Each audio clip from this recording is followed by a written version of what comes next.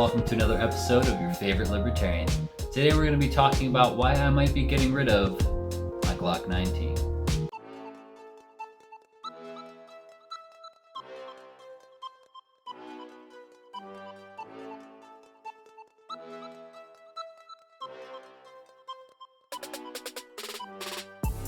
First, let's get into my history with Glock itself, the company, their products, etc. I feel like that'll be relevant to the conversation. In 2010, I started owning Glocks as the Gen 4s came out, and I've owned quite a few and have owned everything from the 26 to the 17, the 19, the 21, the 43, and I'm sure there's some in there that I'm forgetting that I've either shot or owned in the past. So after talking about being a Glock owner for 10 plus years, why am I all of a sudden deciding I think I want to switch things up? Well, it kind of all started this Father's Day. I went to the range with my dad. Happy belated Father's Day to all you fathers out there, by the way.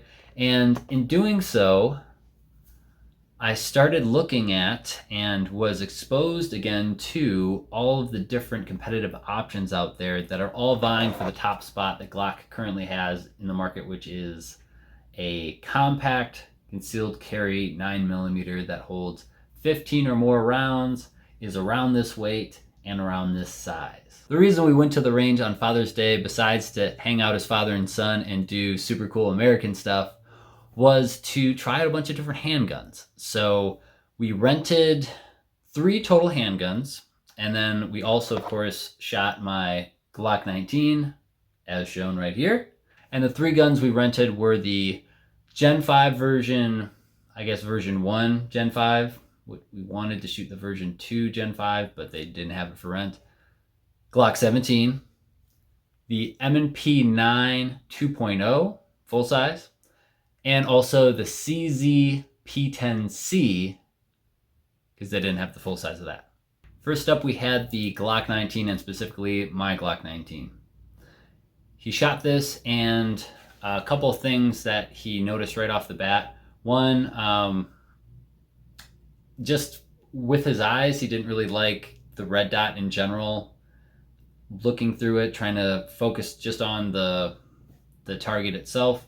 And then also, anyone who's new to shooting red dots knows that you see that dot and it's moving a lot more than, it's moving the same amount as your iron sights are, but you don't notice it with your eyes as much looking at iron sights as you do with that dot.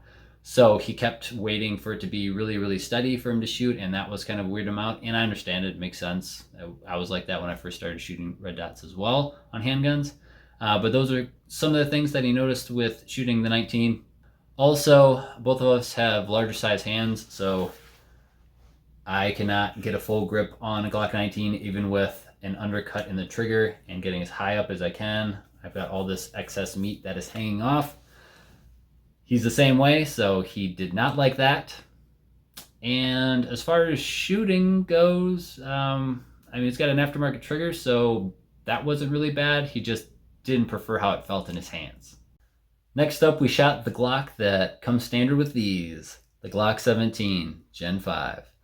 This is the version 1 Gen 5 that we tried out, so I won't get into how much I dislike the moon cut and the other stuff. That is probably another video on YouTube that you can watch at your leisure. But we rented the Glock 17 and shot that. First time he had shot in a while, so we tried to take all of that data into account as far as how it shot for him.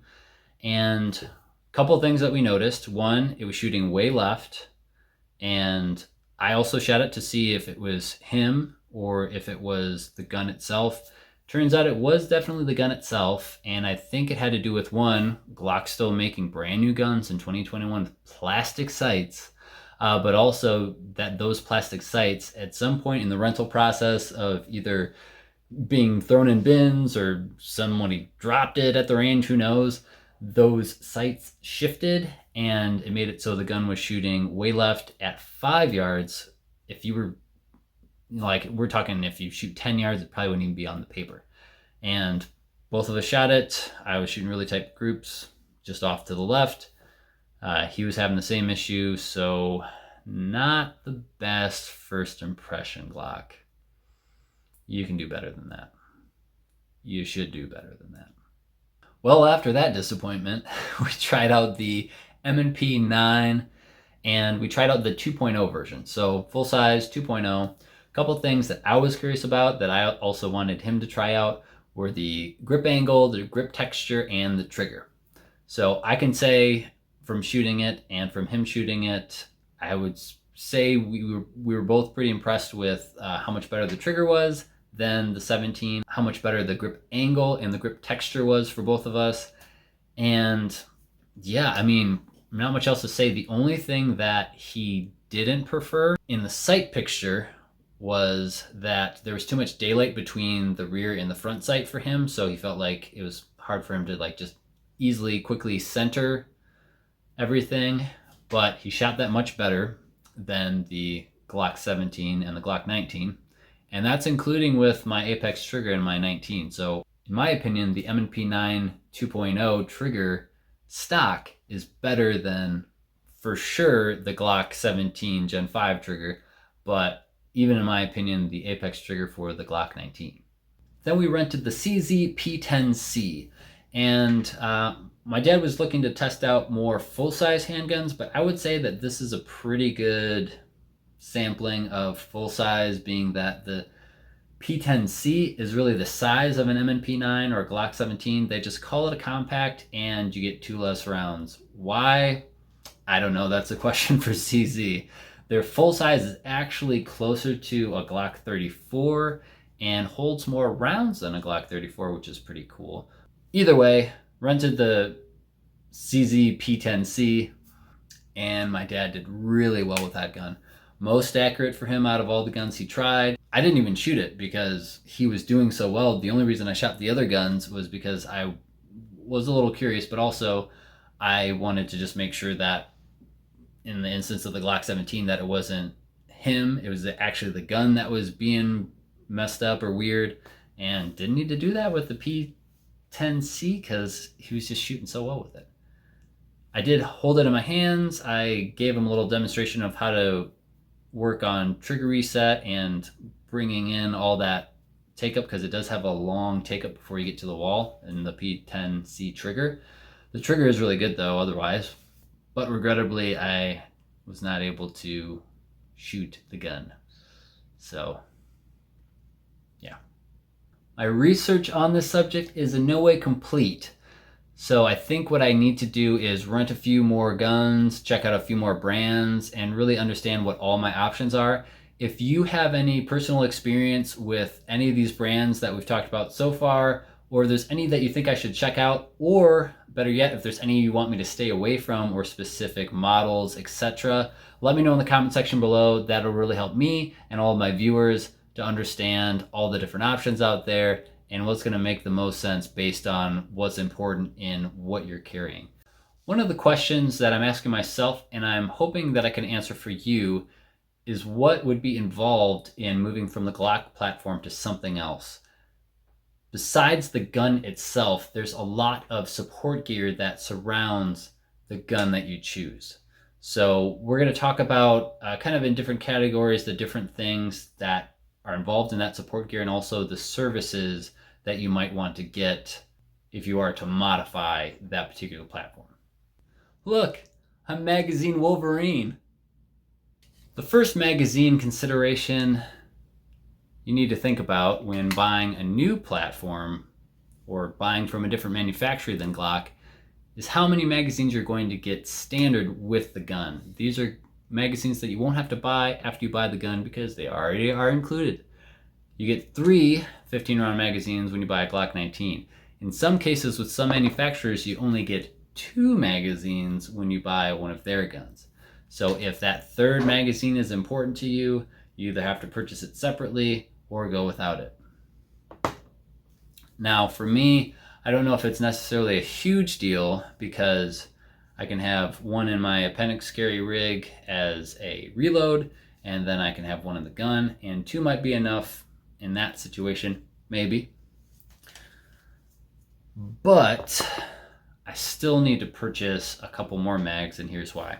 I have 2 17-round magazines that I keep in my range belt, and these go into S-Tech mag carriers, so I don't think I'd need to get a new mag carrier, as they're pretty universal, but I would need to buy two 17-round magazines to replace these two 17-round magazines. So there's an additional cost there. These might be less expensive than the platform I would go to, or they might be more expensive, or they might be the same. Just depends on what I go with. Lastly, and this is kind of sad, this is a 33 round Glock magazine and it is made by Glock. It is an OEM magazine. There's not many other companies out there that can say that they make a 33 round OEM magazine that's super reliable and feeds well. Glock is pretty much got the market cornered on this. Now, there are aftermarket magazine companies making all sorts of extendo mags for different brands, but this might be something you'd be giving up if you switch to another platform. If that's a huge deal breaker to you, I understand. They're a ton of fun. They hold a lot of rounds. And this is actually really useful if you have a bag gun that takes these rounds, or if you just want to carry this in conjunction with your concealed carry so that if you need to reload, you can put basically two 15-round magazines and then some into your gun for the next portion of the firefight you find yourself in, unfortunately. All of these magazines cost money apart from the ones that are included in the gun, so it's something you need to think about. Holsters. I only own two holsters for the Glock 19. I have my Safariland 6930 RDS, and I have my Access Slim by Tier 1 Concealed. This is my concealed carry option. This is my overt carry option, and as far as the cost, this one's about $150 and this one is about $200. I think I'd be able to sell the Safariland pretty easily because this is a highly sought after combination. Glock 19, X300 or Streamlight TLR 1HL Light and a red dot. Pretty popular combination right now, so probably not too hard to have this be almost a wash with selling this and buying a new holster. But this holster would probably either just sit in a closet for me, or I wouldn't get that much for it because it's not light bearing. Most of the concealed carry options that people are looking for in terms of holsters, they're looking for something that'll hold a light as well as the gun, so might be harder to sell this. But if I have to eat the cost of this holster and buy a new one for my concealed carry setup, it's not a huge deal. It's just something to think about as you're transitioning from this to something that takes a different holster. You're probably going to have to replace your holsters as well, unless you get something like the CZ P10C that might fit in Glock holsters. Lastly, aftermarket support. This is huge for Glock because they have the best aftermarket support, hands down, no question. They've got it. If you are switching from a Glock 19 to something else, it's going to be harder for you to find as many people that are going to do slide work, have different sights to put on it, different triggers to drop in, and grip work to be done. If you need all those things, you might have a platform that doesn't need grip work, like maybe the M&P series. You might have a gun that doesn't need trigger work because it's already got a great stock trigger. So you've already eliminated that. That's great. Things to think about. Let's keep thinking about this stuff. Slide work. I would say every place that does slide work almost guaranteed does it on Glocks. Not necessarily the case with other platforms. So you're going to have limited options there, and you probably won't have an ability to price shop, provided they're all similar quality and the work and the craftsmanship that they do. You're not going to be able to get a really, really good deal probably on the slide work because there's just fewer people in the game that are working on that particular gun. So what's next? What am I thinking about getting?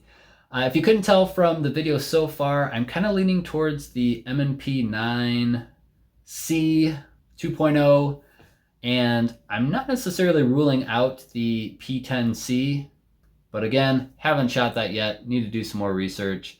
Is there anything that I'm leaving out that I shouldn't be leaving out? Are there things that I should stay away from? Let me know in the comment section below on what you prefer to carry and why in that size of the Glock 19 arena, and I'll read all the comments. I'll reply to all of them. I'll probably have some questions for you, and hopefully that'll help not only me, but all you guys as viewers on what the best carry option is in this day and age in 2021 with all this crazy stuff going on and all the advancements in technology and competitive options to the Glock 19.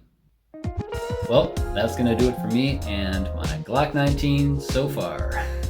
If you'd like to follow me on this journey from the Glock 19 to something else, be sure to subscribe. If you liked this video and you found it helpful, I'd really appreciate you hitting the button that looks like this on the screen. And if you know someone that could benefit from this information, go ahead and share it. I don't mind. If you have any questions, leave them in the comment section below. Links to timestamps for this video in here if you want to, revisit any of these sections. Thanks for watching, and as always, stay free and God bless.